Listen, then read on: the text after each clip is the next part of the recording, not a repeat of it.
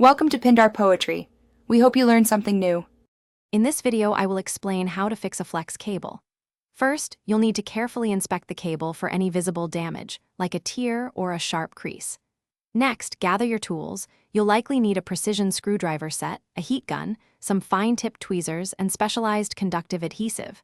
Finally, prepare a clean, well-lit, and static-free workspace to prevent further damage during the repair process. This initial setup is crucial for a successful fix. Once your workspace is ready, begin by carefully disassembling the device.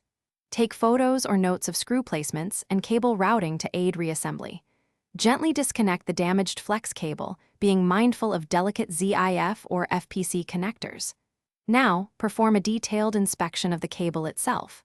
Look for subtle signs of damage, such as discoloration, tiny cracks, or burnt areas, which might not be immediately obvious. A magnifying glass can be very helpful here. For minor damage, you can often repair the cable.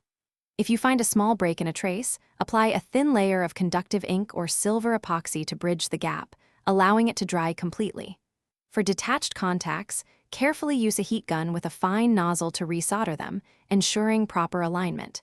If damage is extensive, like a large tear, replacing the flex cable with a new, compatible part is the most reliable solution. Precision is key. After the repair or replacement, it's time for careful reassembly. Reconnect all components, ensuring the flex cable is properly seated and secured without kinks or twists. Double-check all screw placements and connections. Once reassembled, power it on and perform a comprehensive functional test. Check all buttons, screens, and features that rely on the repaired cable to confirm everything works as expected. And hey, if you're looking for a great way to read up on more tech repairs or just enjoy a good book, check the description for a link to the new Kindle Paperwhite and other deals. Thanks for watching. Consider subscribing if we helped you.